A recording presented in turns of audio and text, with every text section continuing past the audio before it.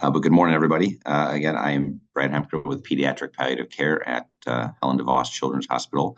And I appreciate the chance to speak to everyone again. This is a lecture that I did the last couple of years, which I think is a bit more practical even for adult folks regarding concurrent care in pediatric hospice, because I do venture to guess that wherever folks are or end up, pediatric questions occasionally will arise for reasons that we'll point out in a minute regarding availability of, dedicated pediatric teams. Those of you who know me also know that, again, I can talk for a long time about this topic because I'm very passionate about pediatric hospice, and concurrent care is a great thing and also a very challenging thing, as we'll see later on this morning. So I often, obviously, I labeled the talk Navigating Concurrent Care, and I wish it were as simple as that compass of north, south, east, west, but I often describe it instead of a roller coaster, which will become evident later when we talk about some patient examples. But it is a lot of ups and downs, and it's very confusing. And I've been doing this for a while now, and I won't claim that I'm an expert in this either, but I do know experts with the pediatric folks that I work with, who I'll point out later on that they're a great resource to navigate this for people who don't do it all the time. So my goals today are to review some data on what patients we're talking about from a pediatric hospice perspective, review what concurrent care actually means. What does that term mean as part of the Affordable Care Act? Discuss benefits and challenges of concurrent care, and then identify some resources for folks, especially in the adult world, who may not deal with this all the time. Before you just say no, there are ways that people can help navigate this for different hospices. So that's our objectives. So I want to start with describing a patient, a very typical palliative care patient. This is a 6-year-old male with severe neurologic impairment, as probably 3/4 of the patients we follow have. This case is due to a rare genetic syndrome. He has chronic respiratory failure. He's trach vent dependent, has a seizure disorder, G-tube dependence. He's been declining over the past 6 months with more frequent hospitalizations for recurrent pneumonias, worsening seizures, feeding intolerance, on and off. Now found to have new heart failure related to his genetic condition, and he's not responding to medical therapy. So this happens to be actually a patient that we cared for over many, many years. But all those things listed there could also be a combination of probably almost every patient we deal with in pediatric palliative care, with a combination of things. So the question is this patient eligible for hospice? And as I'll explain, spoiler alert, maybe. That's sort of the end result, as we'll get to. But this is just keep this type of patient in mind as we're talking through concurrent care and how hospice could potentially be added to this patient's team. But taking a step back for a moment, in an effort to make this a little more academic or informational, just want to remind people of the causes of death in pediatrics overall. So if you look at all children there, age 1 to 19, I don't know why they pick 19. Usually 18 seems to be the cutoff for pediatrics, but in this data, they often use 19. Medical conditions don't actually make the top 3 in all comers in children. It is accident, suicide, and assault. That is a whole different lecture and rabbit hole that I won't go down. But when you look at the medical conditions, they're different if you're an infant versus an older child. And infants, obviously, congenital malformations and birth complications and things are higher up on the list. If you look at children with chronic complex conditions, that's the CCC. Obviously, infants, it's severe congenital heart disease and other genetic conditions that are the biggest causes of death. But then in all children overall, malignancy is the leading cause of death from a medical condition, followed by that neuromuscular category, which I find really interesting. It tells you on the bottom there that it's static neurologic and neurodegenerative conditions, which is a pretty massive category, because this could include anything from hypoxic ischemic encephalopathy to anatomic brain malformations, which I guess would be a static neurologic problem, and then other known neurodegenerative conditions. So this is probably the biggest bucket that we see from a palliative care perspective, for sure. And if I look back at my experience over time, it's right up there with malignancy as far as children who are dying under our services. Another little interesting tidbit about location of death. I wish that I could find some newer data that must be out there somewhere, and I've failed. about dying at home. And this has gone up from 1999 to 2013, and probably a little bit about the same or higher now, I would imagine. This is an interesting conversation in of itself regarding what families' wishes are, and that the classic response of a family of, oh my goodness, we can't have our child die at home. And that often shifts with the help of a hospice team to actually we can, it's okay. And data would sort of support that it has increased over time. But that's also why pediatric hospice programs exist, is to help that happen when a family, and I dare say when a patient wants it to. It's interesting that in that 10 to 19-year-old age group, that's where there's been the biggest increase. And we do see this anecdotally in our patients. Oftentimes it is that 12-year-old or 14-year-old who is saying, I don't want to be in the hospital. And then working with the hospice team through those emotions of parents who understandably might be terrified and want their child back in the hospital. But then how do you honor your 12, 14, 16-year-old wishes about where they want to be? And it's, obviously wonderful work of a hospice team that can help do that, even in the most tragic and heartbreaking of circumstances. So we are fortunate, I would say, in the state of Michigan to have coverage from a pediatric perspective nearly across the state in the Lower Peninsula. Now, this is a very confusing graph from NHPCO about availability of hospice versus palliative care, or both or none. What it does point out in general is there are large parts of the country where these services are not available. Where it gets confusing is how stuff is labeled, because for one thing, we seem to have good coverage in the state of Michigan over Lake Huron. With that, lots of hospice coverage up in the upper northeast, which is confusing because, one, I'm not sure there's actually land where most of those blue dots are. And I would argue that most of the Lower Peninsula should actually be light blue, because we may not have palliative services based in all those areas, but I know that we have hospice availability from a PEDS perspective. Much of it through Hospice of Michigan, as I'll talk about. That's a PEDS program we work with most commonly, but also through other programs, including many of your own, who would indeed say yes to pediatric patients if needed. So this picture is a little bit confusing in my mind, but I use it to just point out, I think in the state of Michigan, we are in a fortunate spot where, for the most part, if a pediatric patient needs hospice care, I know we're going to be able to say yes. In the Upper Peninsula, it gets a little more challenging, but we partner with some of those local providers and help from the medical side of saying we can be the PEDS voice as long as you can provide the on-the-boots services. So a little bit of data on our pediatric hospice program, and I borrowed some of these slides. As you'll see, the anchors title there, that is actually the pediatric hospice program, officially the Joellen Nyman programs for children, anchors programs for children through Hospice of Michigan. She is a very philanthropic supporter and strong supporter of the pediatric hospice cause statewide.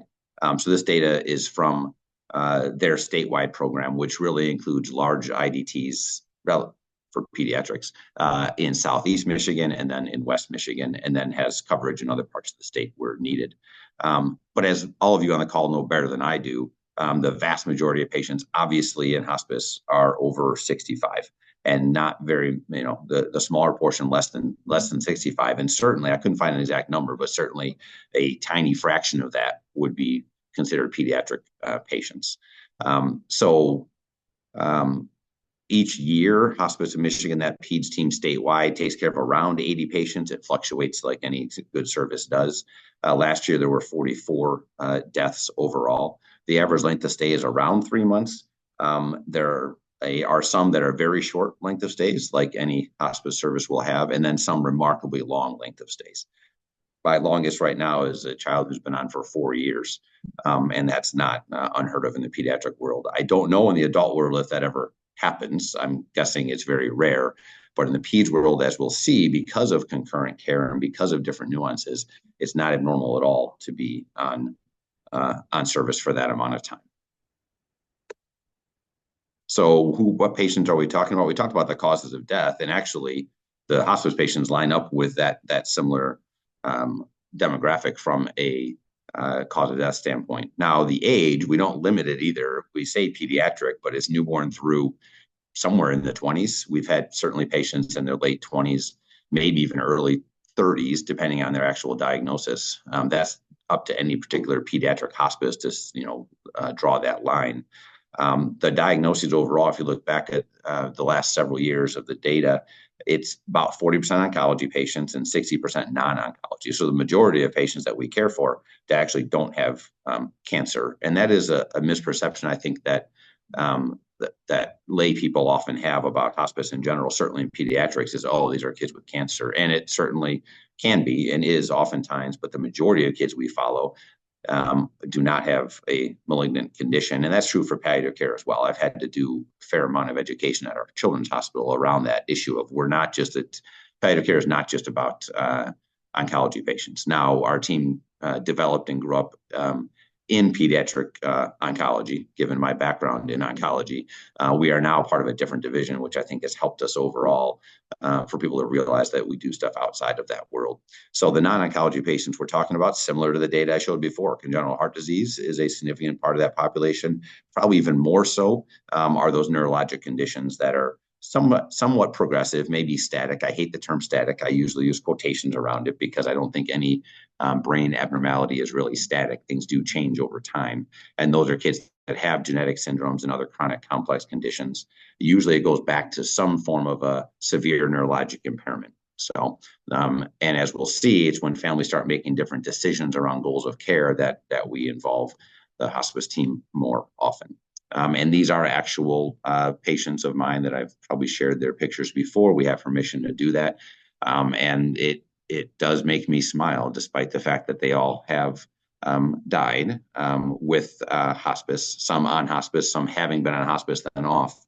But I can think of their journeys with those families, and it does make me smile despite the outcome, because I know the care that we provided, and I know that we were able to take care of them at home. And for many of those kids without the non-oncology diagnoses, this is what life looks like. Now, everyone on the call is aware of the different trajectories of life and death. But for the vast majority of kids we follow in palliative care and then hospice, this is what life looks like. And I borrow this from Joanne Wolf, my mentor at Boston Children's back during my fellowship, looking at the functional status or the overall health of a child over time. And every crisis that happens. And one of these dips may be, one near the end, may be when a family decides, do we do a trach or do we not? And we know that it won't cure the underlying condition, but it might give us more length of life. And is that an okay thing or not? So this is the work we do in palliative care with this trajectory. I often do a lot of education with our residents and fellows and learners, just trying to remind people that this, unfortunately, is what life looks like for many of the kids we follow in pediatrics in general, who have these rare genetic metabolic brain abnormalities and whatnot. And we have to be willing to admit it. Sometimes we don't like to. We like to pretend it's all going to be fine, but unfortunately it's not. The trick is the time. And that time could be 6 months in the NICU, 3 months in the PICU, or 18 years. So that's where the work we do in palliative care, trying to help prepare families for what's coming, even though we may not exactly know the time frame. So the question is, when is a patient eligible for hospice based on that trajectory? Which one of those little clips downward is when we would introduce the hospice idea?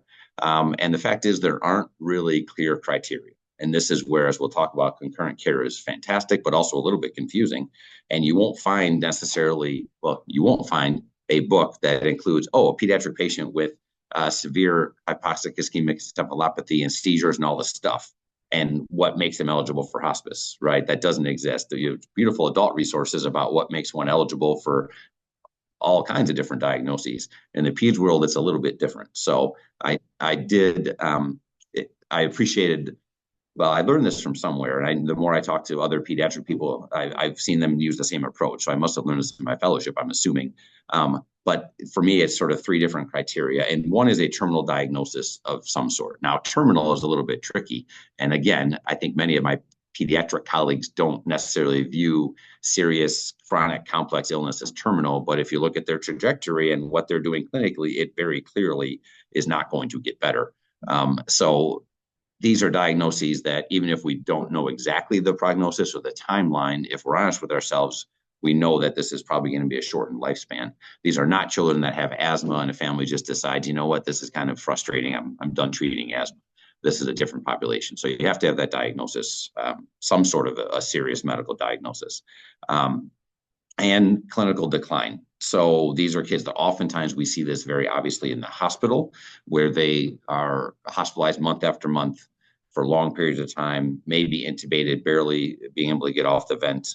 New decisions are coming down the line regarding trachs and whatnot. But there's usually some sort of clinical decline. The caveat I have to this that I always talk to our learners about is be careful not to assume that clinical decline is only if they're in the hospital. I've had plenty of patients where they haven't been hospitalized for years, and the teams in the hospital will look at that. Hey, life must be good. You haven't been in the hospital in 5 years.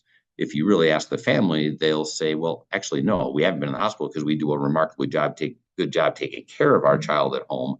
But things are getting worse. They're not tolerating their feeds as much. Or the classic one I hear from families is the light in their eye is gone.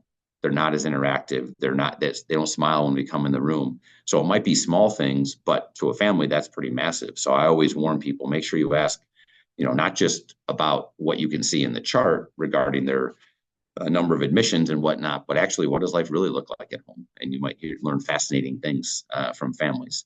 So I know I'm preaching to the choir a little bit from that perspective, but we have that amazing tool of communication and asking questions that sometimes we forget about. The more royal we in the hospital, I should say.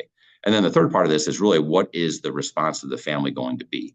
Because as a child's condition might be worsening, whether it's very clear or cloudy, and they have this underlying diagnosis, the question is, how will a family respond? And, for families who are hospitalized month after month, eventually maybe they want to respond different. And they might say, I'm not sure I can keep doing this to my child. I'm worried my child is suffering. Those are all clues then to say, well, what about doing something different? Would you come back to the hospital? Having watched them barely get off the ventilator, knowing you don't want to do a trach, have you ever thought about a different path where potentially staying home?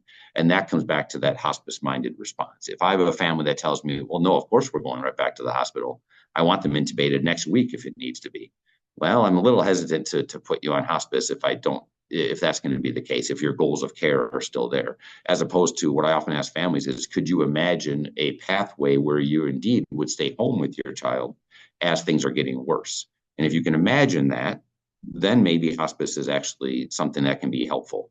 And part of that is, would you actually call hospice rather than call 911? We can't force a family to do that. As everyone knows, we can't make a patient be DNR, but there needs to be at least some path there, in my mind, that a family could imagine staying home with their child, as opposed to the typical response that they've done perhaps for years.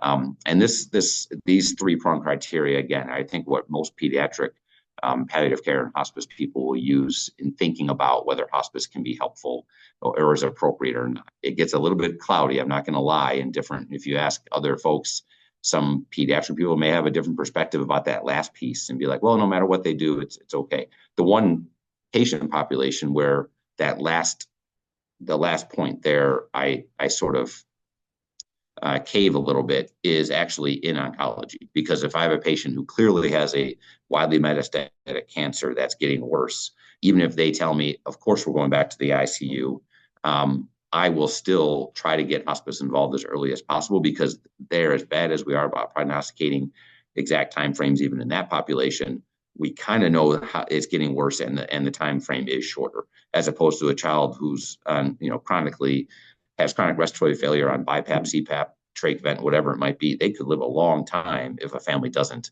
sort of alter their goals overall, as opposed to that cancer patient where we know things are getting worse. So, and oftentimes, as everyone probably can imagine, having hospice involved for that patient where the family does say they're coming back despite the widely metastatic cancer, that relationship building can be remarkably helpful in actually helping a family maybe move away from that when it's very obvious it's not going to work and the hospital is not the best place. So that's my sort of three-pronged approach overall that most people would follow in thinking about who's eligible, who's appropriate. And again, you may be eligible for hospice because of your condition, but if a family is going to respond in certain ways, it kind of obviously muddies the water of whether that they're appropriate for hospice. Even if you're eligible, it may not be an appropriate enrollment if a family's not sort of on board one way or another. So let's go back to that patient I described, the 6-year-old with all the different things, who basically is, a combination of the vast majority of our palliative patients. Is he hospice eligible? Well, in this particular patient, the heart failure turned the corner for the family. Obviously, they essentially had an ICU at home for a long time, but the heart failure was the new part. So that changed our conversation, because they felt, well, if his heart is worse now, they weren't willing to ever think about stopping something to come off of a ventilator or whatnot, or to remove technology or de-escalate care. But the heart failure was a new one. And they said, if his heart is now failing, then yes, we would want to stay home. So we deemed he was hospice eligible. Now, again, he was probably eligible for a while, but their decision-making took a while to change. But what's interesting is before, and this is where concurrent care comes up. So before 2010, the conversation was significantly different, because that patient I just described, who has a tracheostomy and is on a ventilator, also gets a whole lot of other services attached to that. So children with tracheostomies in general get about 8 hours of private duty nursing 5 days a week, approved by insurance. Approved by insurance and filled, much different things. To talk for hours about private duty nursing and the challenges of actually finding those hours and keeping those hours and whatnot. It's a different conversation. But the fact is, with a trach, you tend to get 8 hours. With a ventilator, 12 hours of private duty nursing. Remarkably helpful for a family, obviously, in caring for their child, so they can do things like sleep or go grocery shopping and those sort of things, or take care of their other children. So remarkably helpful interventions or assistance when these interventions are at play. Seizure disorders themselves, oftentimes the children that we see are on upwards of 4 antiepileptics that are very expensive. I used to have the data on that as far as some of the newer ones and the cost, but it's, needless to say, not very cheap. So before 2010, those costs, if a patient enrolled in hospice, the cost of all these things would fall to hospice, just like it would in the adult world. If you're going to continue certain interventions, hospice would be on the hook to pay for them. Similar with specialty appointments. So these kids are following with lots of different specialists given their various conditions. And those specialty appointments would need to be paid for out of the hospice benefit before 2010, as well as things like chemotherapy, radiation, transfusions in the oncology world.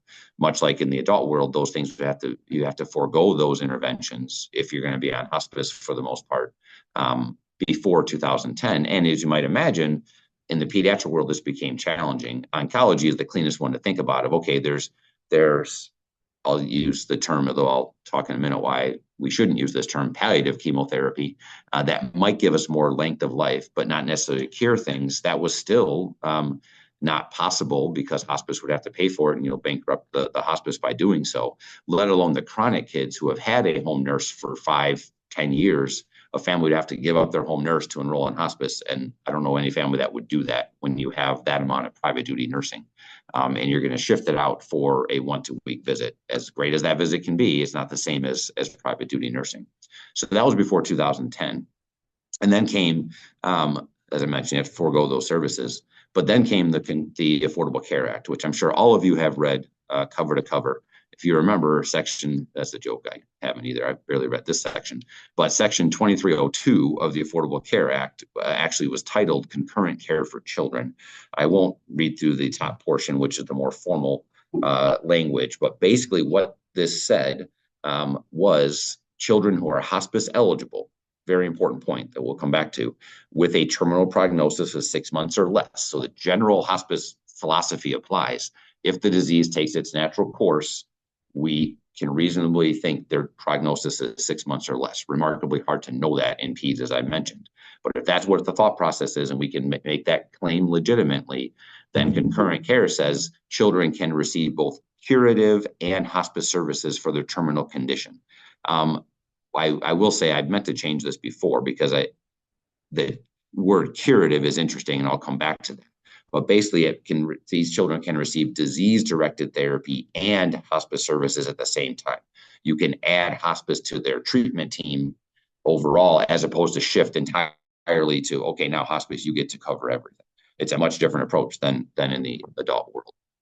So the requirements overall, and again, I included the Anchors program because I borrowed a lot of this from Chantel Curel, who is their pediatric nurse manager and a guru on concurrent care, at least in the state of Michigan. I'll share her information later, because she, I don't want to say that she loves being contacted about concurrent care, but she's certainly willing. And and generally happy to talk to anybody about concurrent care to help them walk through how to make this work with your own organizations. The requirements for concurrent care, this all came from the federal government, but then left up to the states to implement. But the requirements are children under age 21. Because it's a federal guideline, these are children who have Medicaid or children's special health care. Now, interesting, in the state of Michigan, children's special health recently changed to increase coverage up to age 26, I believe, for most, if not all, conditions that they cover. We have yet to see that change for this in particular. It'll be interesting if it ever does. It would be helpful, as we'll talk about later. When kids age out, you must have a terminal prognosis of 6 months or less, as I mentioned. That gets a little bit tricky, or a lot tricky sometimes, in pediatrics. And all services that are not covered by hospice then must be managed by a subspecialist for concurrent care to apply. And we'll talk about this in a little more detail. In other words, if you want neurology to cover the very expensive seizure meds, you want the concurrent care to cover it, they must be prescribed by a neurologist, not by a hospice provider. We'll come back to that, but that's a really important point as when it comes to the cost of some of these medications and who pays for what. Unfortunately, some private insurers, they might honor concurrent care, but they're not required to because it is a federal mandate. Private insurers don't need to honor it. So it's very helpful if children don't have Medicaid or children's special health care, which is just so folks know, that's sort of a safety net for children with serious illness of a variety of different illnesses that families are eligible for. That, depending on income, they may need to pay into it, so it's not automatic. But if they don't have that and only have private insurance, that's where hospice enrollment gets a little bit tricky, because some of the concurrent care, well, a lot of the concurrent care part goes away, and then hospice is on the hook to pay for everything.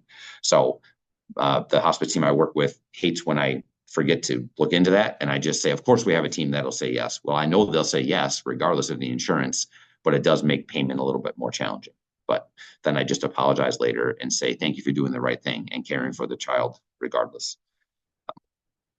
So when it comes to what hospice covers versus concurrent care, keep in mind, is the, okay, insurance, you're paying for the usual stuff, versus this is what hospice covers. So in general, a good rule of thumb to think about is the hospice will pay for anything related to symptom management related to the terminal illness that's not life-saving, not disease-modifying, not disease-directed.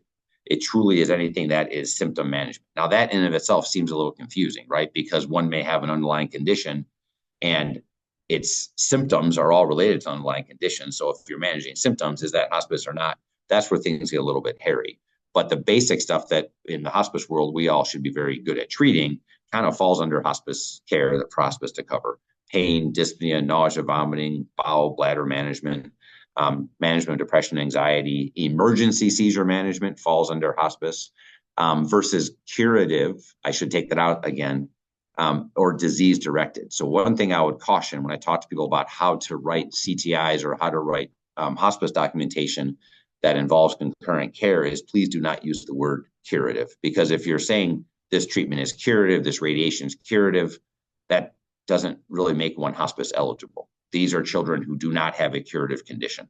And so the better way to write it is disease-directed therapy, whether it's disease-directed aimed at their seizures, aimed at their cancer, aimed at their whatever condition. But the baseline seizure management, for example, does still fall to neurology, not the breakthrough ones. That's more of a urgent symptom management, which fall to hospice. I'll show other diagrams in a minute. Chemotherapy and radiation is an easier one to think about as well. Our children with recurrent relapse cancers that are thought not to be curable still can receive, I dare say, palliative chemotherapy. But again, please don't write palliative or curative, right? Disease directed instead. Because if you write palliative, it sounds a lot like hospice, and then insurance gets confused. So we always recommend our oncology colleagues will write disease directed therapy. And clearly document that they have told the family that this is not a curative condition. But then chemo radiation falls under concurrent care. Insurance pays for it, not the hospice benefit. And similar for infusions for autoimmune or metabolic disorders or transfusions and those sorts of things. It gets a little more confusing around durable medical equipment. Most medical supplies will be covered by the hospice benefit. as well as the typical stuff that comes with hospice, like hospice nurses, social work, spiritual care, and whatnot. Life-saving measures like ventilators, high flow nasal cannula, long-term BiPAP, CPAP, that all falls under concurrent care. So we can take children home. We can enroll children on hospice who are fully ventilator dependent. And as I mentioned, transfusions, milrinone drips, those kind of things. Emergency care for new symptoms. So there's a new symptom coming. There's more widespread pain. They're readmitted for evaluation or seen the ER for evaluation for the thought that this is new metastatic disease. That all is covered under concurrent care. Our documentation just has to reflect that of why they're back in the hospital. So if you would like, I'm happy to, well, I'll share these slides certainly. I mean, there's lots of other information. Again, people are probably very familiar with the Medicaid Provider Manual, section 6.8 of this. This is for the state of Michigan, as I'll talk about in a minute. These are different for every state. This is a chart that probably needs to be updated a bit. I remember when I first came to town 12 years ago, being invited to meetings in Lansing, having no idea what I was doing because I was very young and naive and sitting in a room with people who were doing this longer than I was, trying to figure out, okay, this federal mandate just came down. What does the now every state has to figure out who pays for what goes in the hospice column, what goes in the concurrent column, and then what goes in both, and how do we figure it out? So this is what the state came up with years ago. And as you can see, the things like pain and symptom management, oxygen, antibiotics, that all falls to the hospice side. The other things like IV fluids, TPN, a ventilator itself, chemotherapy, blood products, that all falls in concurrent care, meaning hospice doesn't have to pay for those things. So some of those are relatively easy to think about. Oxygen is a little odd. It could be someone's baseline oxygen that they're just on because of chronic lung disease, but now they have cancer. That would still fall to hospice, just because they try to make it simpler of, okay, well, if it's oxygen, hospice covers it. Now, where there's confusion is around when it says both, like tube feeding, for example. It clearly lists that if it's continuation of previous tube feeding, hospice covers it.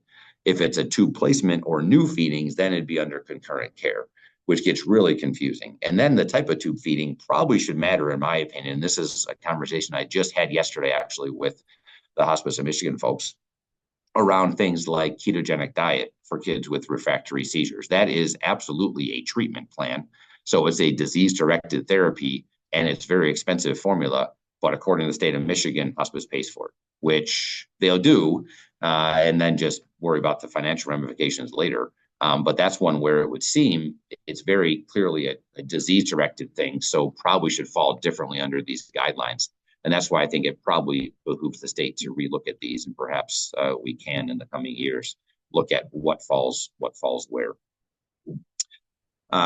Some more resources if one is interested, just to make things, well, I won't say less confusing. This is actually maybe a helpful diagram from NHPCO looking at how one, what are you prescribing? What is the symptom? What's the medication? I'm not so sure it's all that helpful.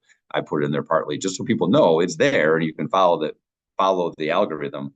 Basically what it does is it's the symptom part. If it's a symptom like pain, nausea, agitation, that's going to be covered by hospice. If it's a different, more disease-directed therapy aimed at the underlying disease, though not curative, right, that'll fall under concurrent care. So there's resources out there. I'm not so sure they're all that helpful and clear. The other thing to keep in mind is this is different by state. So I can't tell you, those of you who practice in Indiana can maybe tell us what Indiana looks like and what the differences are. But I do know that it's different state by state. This actual website will give some guidance each state as far as what they come up with and what's covered under concurrent care versus what needs to be paid for by hospice. So I mentioned Chantel Curel, who is really an expert in the state of Michigan regarding pediatric concurrent care. She is willing, and I actually just connected her to a prior fellow from Western's program who had questions about, how to navigate this with their team. I think she's in Fort Wayne. And I also suggested that she could talk to our other colleagues from Indiana to see their experience. But keep in mind that what I just talked about in the state of Michigan may not be true. That chart, which seems some parts are relatively clear, might look completely different if you were in Indiana or Illinois compared to Michigan. But one of the biggest points about this is if you're going to use concurrent care, and this is what I've heard other adult hospices, even in our state, just flat out refuse to entertain anything to do with concurrent care. They will enroll pediatric patients, but only if it's the traditional hospice way of you're sort of foregoing these things. We're doing hospice. I think that's quite unfair, actually, for some of these kids, as much as I'll talk about the ups and downs of concurrent care. But I think that that's a little bit unfair. What makes it very clear are forms like this, and Chantel and the Hospice Michigan folks are certainly willing to share these forms with different organizations. This is a form that gets sent out to all the specialists who are still involved in that child's care. And as you can see, it basically says, this is the child, this diagnosis is what I'm caring them for, this is what I am prescribing. So neurology is the cleanest example. You still have a neurologist involved. They're still prescribing their very expensive seizure meds. And that way concurrent care pays for it, not the hospice. And this form goes out to every specialist. So when we enroll a patient, the hospice nurses will ask me, okay, what specialists are they still seeing? And then we send this form out to each of those specialists who's still seeing them and prescribing medications, because those kids can also still be seen by them. Oftentimes we try to change and say, well, you really have to come in every 3 months, or maybe we can shift this to telemedicine, or maybe every 3 months is just a made up number that is making us feel better, but not the family. So could you do it in 6 months instead? So we don't make them stop seeing specialists. That's one of the beauties of concurrent care. But we do have to do a lot of education with the specialists. When I first started, I had plenty of specialists telling me, do whatever you want, they're on hospice. I'm like, well, that's only so helpful. I appreciate the trust in me, but I also still need you to be involved to prescribe things. Chemotherapy is a good example as well. For the most part now, when kids are admitted to hospice, I often am their hospice physician of record. As we all know, a family can choose that. If they choose the oncologist, that gets a little bit weird, because then the oncologist is writing hospice orders and chemotherapy orders, which then to insurance looks a little bit weird. So it is a little bit easier to keep it separate of, this is the hospice people involved, this is your oncologist. And we all communicate, obviously, but it helps keep things a little cleaner if a family is sort of willing to do that. So as I mentioned, I love concurrent care. It makes me smile that we can bring some of these benefits to a family. We can continue private duty home nursing, which is a huge thing for many of our chronically ill kids. We can continue a ventilator. This is not if you want hospice, we got to stop the vent. Now, of course, all those conversations probably should be ongoing depending on what's happening with the child, but it's not an all or none sort of situation. We don't, and oncology, as I mentioned, is one of the I think real big wins around concurrent care, is that we can have a relapse patient right now whose prognosis is terrible, and a family's not ready to stop doing chemotherapy. They know it's disease directed. They know it's not curative, but of course, like any patient, any family, any parent, they're probably going to be hopeful. Maybe it will be. That's fine.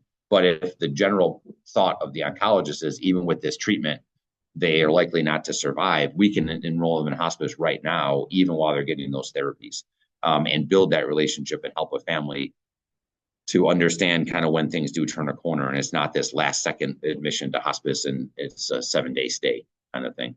But as I mentioned, please don't write that as palliative or curative. So if oncology says they're receiving curative chemotherapy and we enrolled you in hospice, that doesn't really make sense. So the language is really important.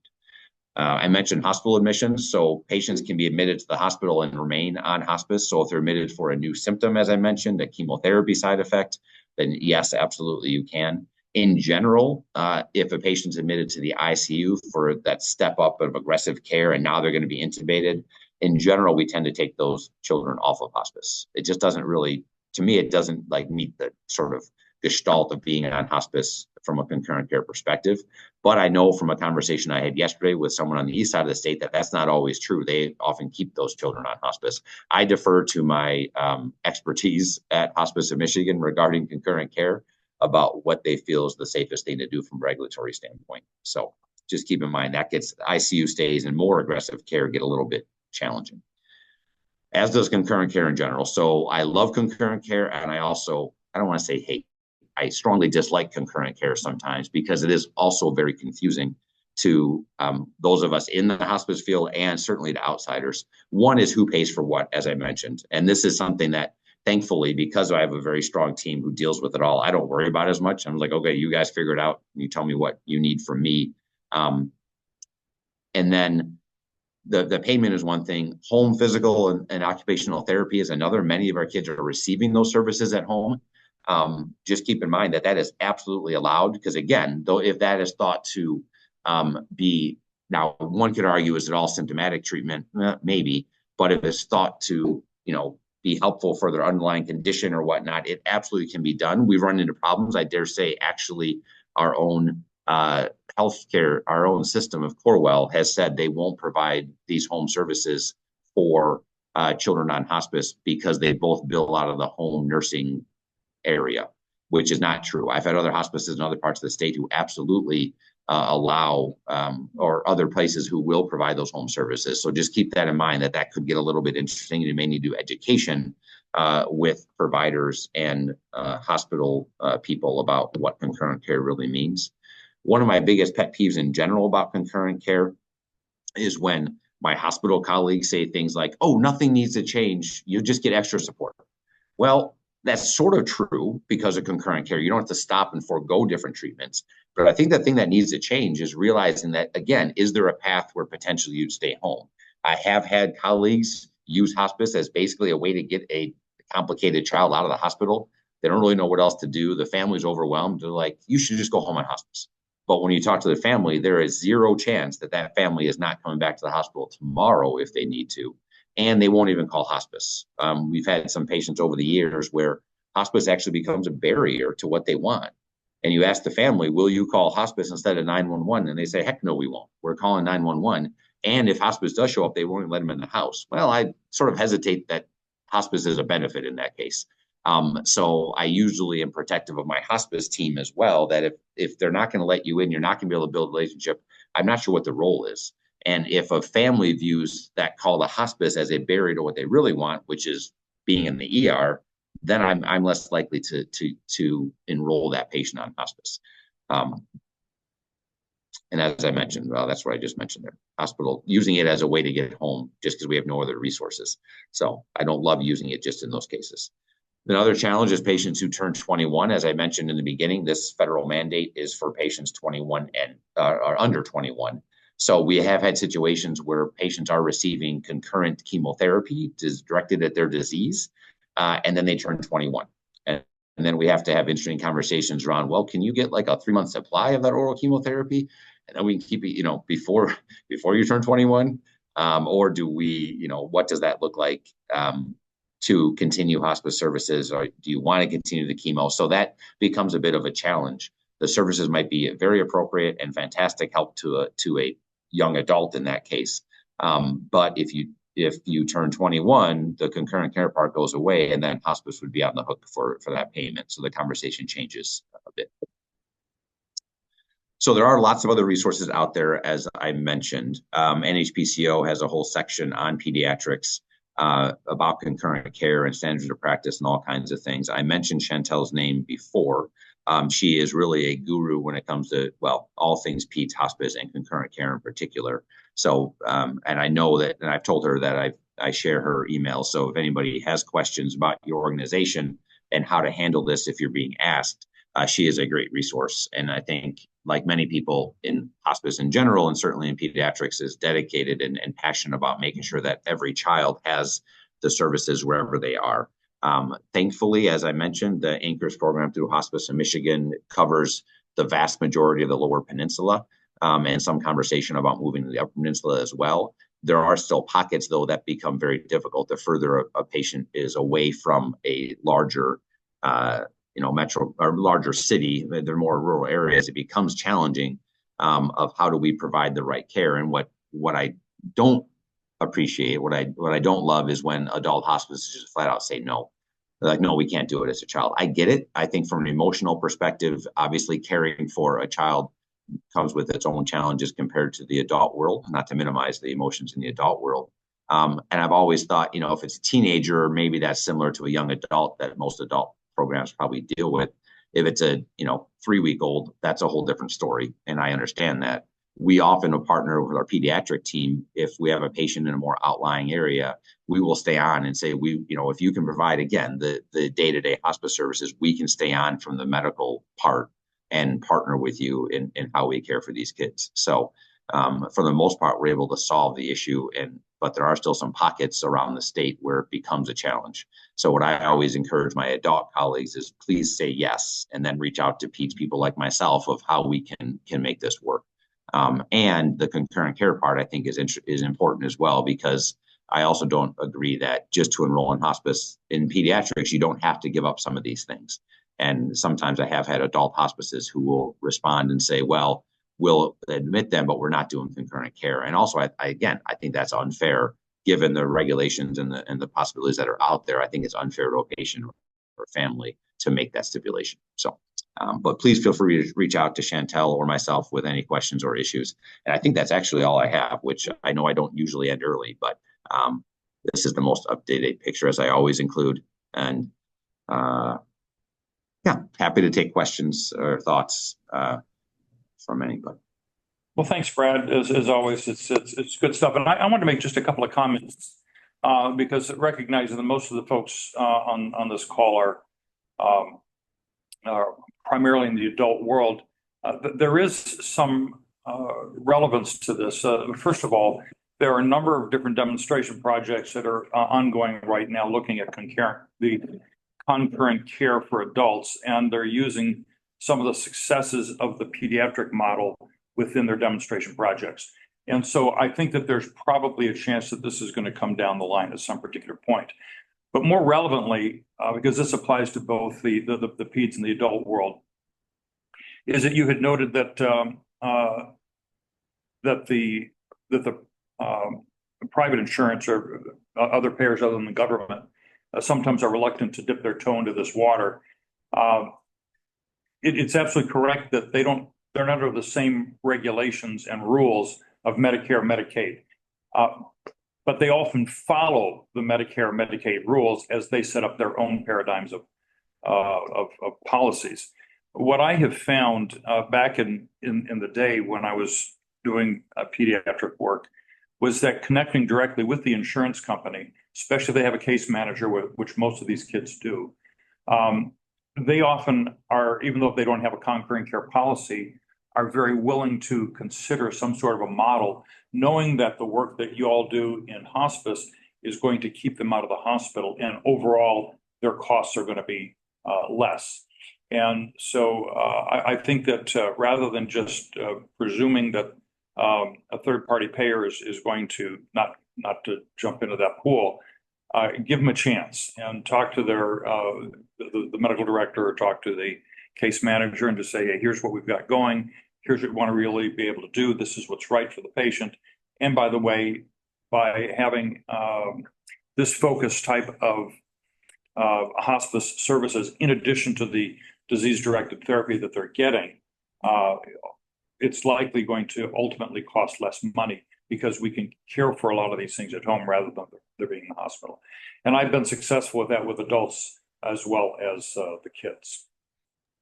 Yeah, I think that's an excellent point. I know that you've told us stories in the past about that, where month after month or year after year, insurance would tell you, yeah, keep them on because you're keeping them out of the hospital and it's great. And I have colleagues on the east side of the state that I know do that exact thing for kids or young adults over 21, that they, I know one program has late 20s and even 30-year-olds still enrolled, and those are individual arrangements with payers because it has kept them out of the hospital. And so that is definitely a possibility. So I think that's a very good point.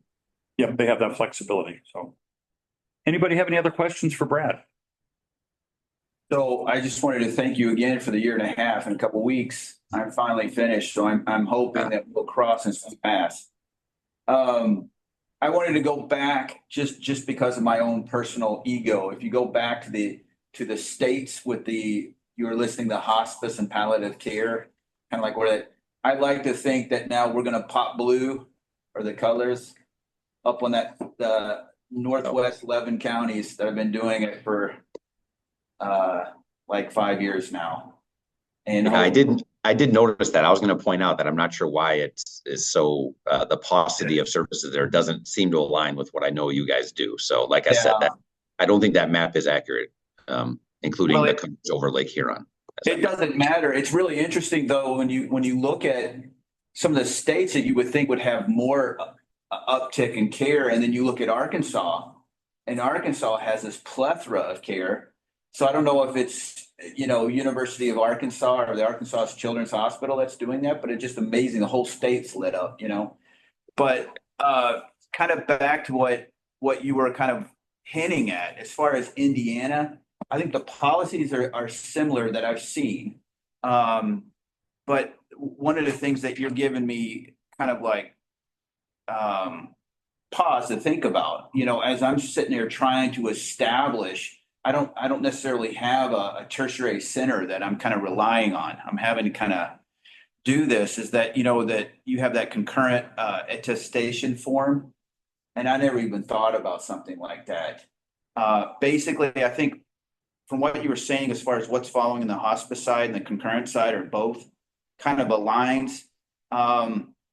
That I think where it gets hairy for me is the G-tube feeds, and you kind of brought that up yourself with the ketogenic diets. I mean, our hospice has basically been picking up for this, even though we're not the ones necessarily prescribing it. So it gives me pause to think maybe I need to look into that a little bit more and say, hey, who's really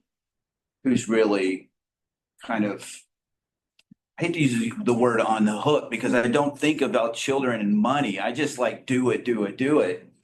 But the truth of the matter is we have such a small subset, so you don't get focused on it. But when you're nonprofit, you have to think about it, right? And if there's legitimate opportunities, to offload the cost to someone who should be paying for it and has the resources to pay for it, then that's perfectly legitimate. Sure. Other questions for Brad? If not, we'll allow you, for those that are not going to stick around, have a wonderful holiday season, and we'll see you after the first of the year.